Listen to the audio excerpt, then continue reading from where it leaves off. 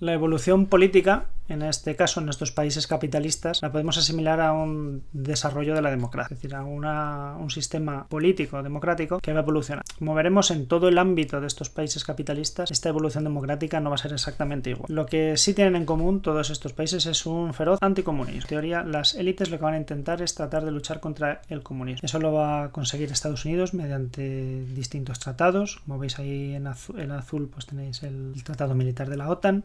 Los demás tratados son todos tratados militares, también son tratados de ayuda, de cooperación, pero no todos estos países van a ser democracias. A pesar de que Estados Unidos sea el adalid de la democracia y del sistema capitalista, los países que están aliados con él no todos son democráticos, o no todos son tan democráticos como él. Y dentro incluso de los propios Estados Unidos tampoco hay igualdad de derechos. En Estados Unidos existe una segregación racial, no tienen los mismos derechos en determinados estados los blancos que los negros, tienen diferentes derechos y por supuesto más ventajosos para los blancos, y en países de América Latina sobre todo, en muchos sitios Estados Unidos se aliará directamente con dictaduras sin tener en cuenta las aspiraciones democráticas que pudieran tener los habitantes.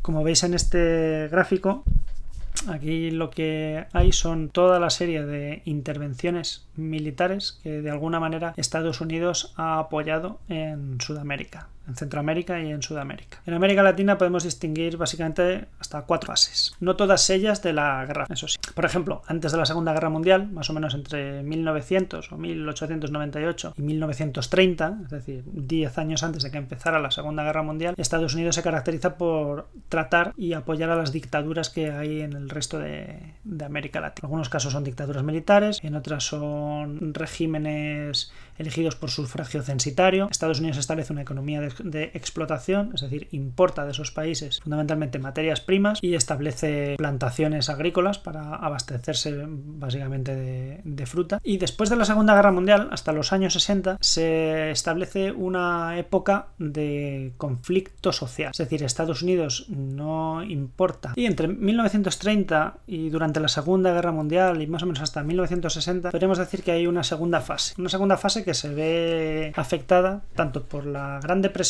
que tuvo lugar en Estados Unidos, acordaos, en 1929, que empezó en 1929, y todos los efectos de la Segunda Guerra Mundial, de manera que las importaciones tanto de los países europeos como de Estados Unidos se reducen, y eso se traduce en más inestabilidad económica en estos países y por lo tanto mayores conflictos. Hay manifestaciones, hay huelgas masivas, ya sabéis que cuando la economía se resiente, pues la conflictividad social aumenta, y es el momento en el que tienen su auge los populismos nacionalistas. Líderes políticos le dicen al pueblo lo que el pueblo quiere oír, básicamente que la culpa es de otros, que lo que hay que hacer es luchar contra los otros.